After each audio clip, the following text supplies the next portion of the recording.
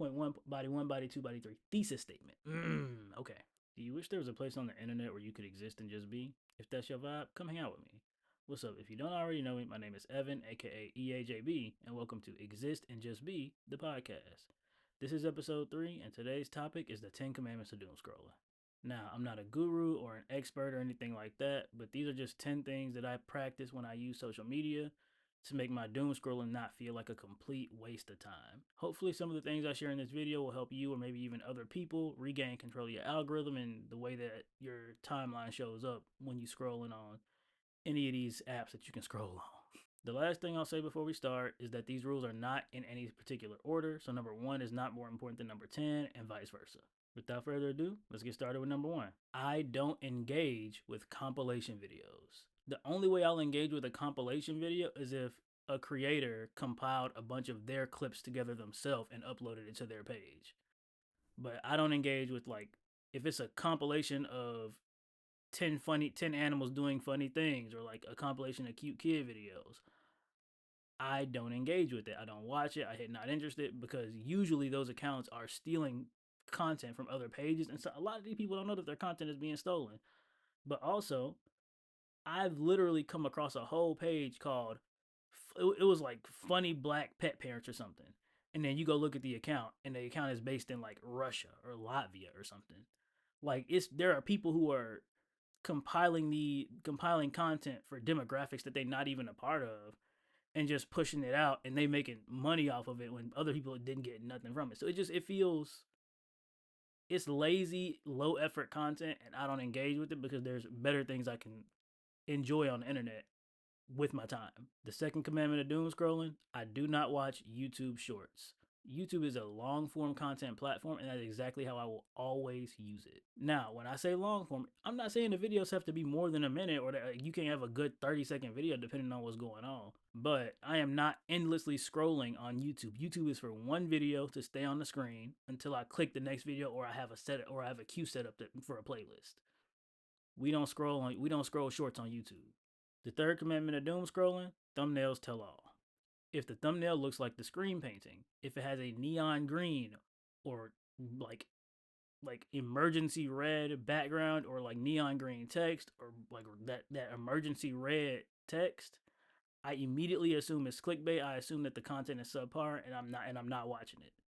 Even if the title, or even if everything else looks good, I'm not watching a video that looks like,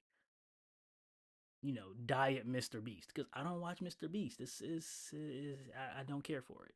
The fourth commandment of doom scrolling: all clickbait titles are clickbait.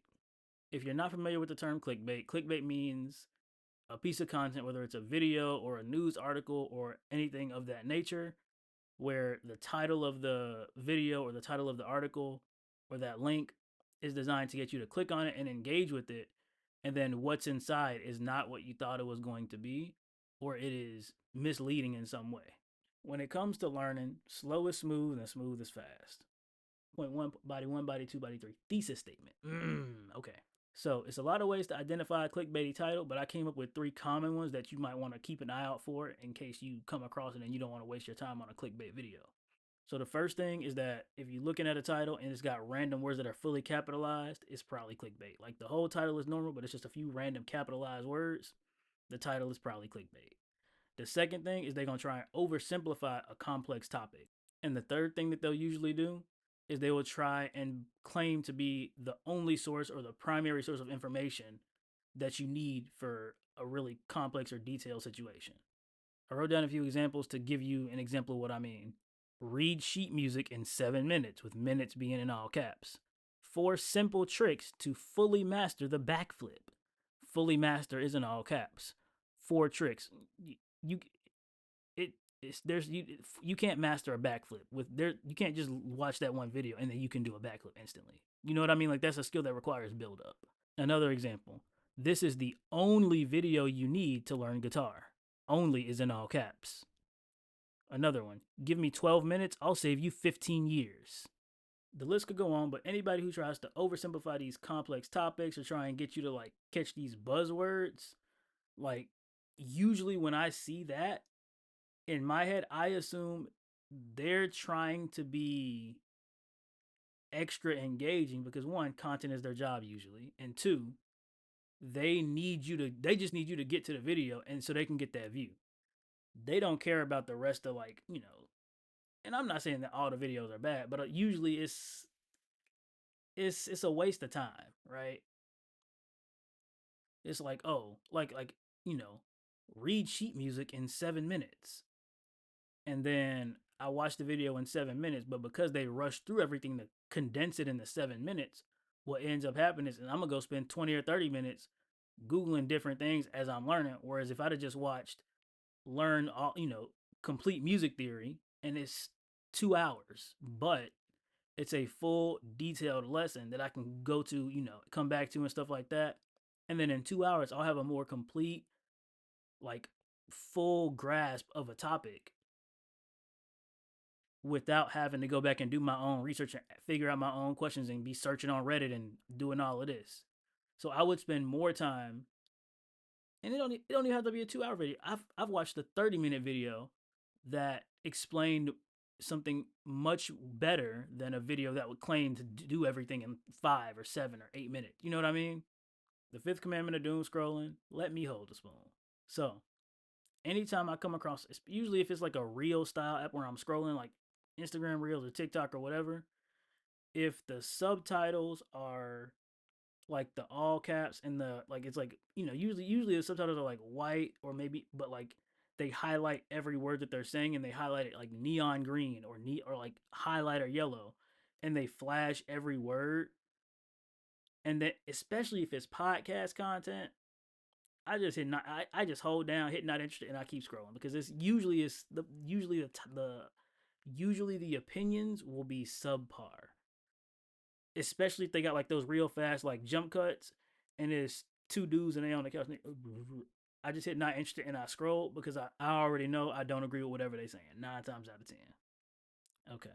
The sixth commandment of doom scrolling: I don't engage with false shepherds. This one, usually it's more specific to TikTok, I guess because my Instagram algorithm is different, but sometimes I'll come across videos, not anymore, but because I've fixed my algorithm, but like I'll come across these videos where a content creator in whatever niche that it is will position themselves as someone who's trying to help smaller content creators, but what they're actually doing is just helping themselves. So you scrolling, you whatever, and then what happens is as soon as you get in the video, they say if TikTok is showing you this video, that means the algorithm has flagged your account as one that is potentially about to go viral. If you want to get 1 million views on your next video, watch this video all the way till the end and do everything that I say, and your next video will get 1 million views. And if somebody is, if somebody got a catering business or if somebody is trying to, do whatever and they want to get their content, they're going to listen. They're going to be like, okay, maybe you got something to say. Because usually by the time you see this video, it already has 3, 4, 500,000 likes because a lot of, there's so many content creators on so many apps that everybody is trying to get on. So you think, oh, well, so you kind of have that like, oh, if this video has a lot of likes, it must be popular. But then this is what they tell you to do: like this video, save it to your favorites, share it, add it to your story, send it to a friend, reply to at least 3 comments in the comment section below. And once you do that, put your right foot in, take your right foot out, do the hokey pokey, and that's what it's all about. By hitting all the buttons and engaging with this video, you're telling TikTok that you want to stay on this side and you want to go viral. Once you engage with this video and you reply to 3 comments, go to your page, upload a video that's longer than 1 minute with these settings below, and then add that video to your story, and your next video will get 1 million views. It don't work. It don't work. All you just did is make that person's video get all the engagement it needs so they can stay viral and they can keep making money off of people who just following and doing what they want to do. It's disingenuous. It preys on people who are really trying to do something with their content or with whatever they're doing. And I don't like it. So anytime I see any kind of video like that, I just not interested and I keep on scrolling. The seventh commandment of doom scrolling: if I disagree, I don't engage. And that's is real straightforward. If I disagree with somebody's content or what they doing, I hit not interested and I don't engage. So what does that look like? If somebody if somebody is doing something dangerous or stupid to go viral that's harmful, I hit not interested and I don't engage. I'm not leaving an angry comment saying, "Do you know how dangerous this is?" Blah blah blah blah blah. Because all that does, when I leave a comment or when I stay and watch out of anger or spite or whatever, that tells the algorithm when the app shows me this kind of content, I stay glued to my phone for longer. And if I stay glued to my phone for longer, they can show me whatever they want or they can push more advertisements, whatever, right? If Instagram is showing me this kind of video and I stay on Instagram for longer, that's less time that I'm on TikTok, right? Competition. And then the other thing is, anytime that I engage with a video that I don't like, if I disagree with them or if they saying some harmful or dangerous stuff, by engaging with that person, that gives them engagement, that gives them they get money. Like I'm not giving money to somebody who I disagree with. Like it don't make sense, right? So if I disagree, I don't engage. The eighth commandment of doom scrolling. If I don't know you, I don't need to know your story. Now this one is mostly on Instagram because I don't watch TikTok stories. I don't watch Facebook stories unless Facebook push it to Instagram, which I'm not sure how that works. But if we have not had an actual conversation, and yes, online conversations count, but if we have not had a real conversation, your story is muted. If it is a business, the story is muted. If it's a celebrity, the story is muted. I don't know them celebrities. I don't talk to them celebrities. I'm not watching their story on a day-to-day basis like that. It's, in the case of Instagram, when you tap in, when you watching somebody's story and you go through the last snap, and you go to the last story, it automatically moves you to the next one. So sometimes I'll accidentally catch one. But if I accidentally catch it, then what I'll do is I'll hit the three dots and then I'll hit mute story and then I keep it pushing. There is no reason for me to need to know what Megan Thee Stallion or Wingstop is doing in real time on a 24-hour basis. Like I don't know them people. They don't got nothing to do with my day to day life. The only way I might look at a business story or a celebrity story is if something is relevant to what I'm doing. So, for example, if it's a celebrity, if I'm going to a concert tonight, then I might go check their story or check their page to make sure ain't nothing been canceled or whatever. And usually if something canceled, they send you an email anyway, so you really ain't even got to do that. But just in case, or if it's a business, like if it's a small business that they got weird hours, like or a food truck or something, I might check their page to see like, oh, where they located this week or where they located today. But I'm not watching their story day to day because I don't know y'all. I don't need to know your story, right? The ninth commandment of doom scrolling: no threads. I don't have the threads app. I had it when it first came out, and then I quickly deleted it because every time I get like a teaser for like a thread on the regular Instagram app, I would click it, and what happens is it's usually it's a take that's lukewarm at best, or it's just some or it's a recycled conversation that I've already seen on Twitter or TikTok or somewhere else. So it's just like it's an app that would take my time up when these are conversations that I've already had in other places online or I've seen happen already online. Like it's Threads offers nothing to the social media world. Last but not least, the 10th commandment of doom scrolling. I know this list is mostly me talking trash and saying things that I don't do or that I don't like, but this one is positive.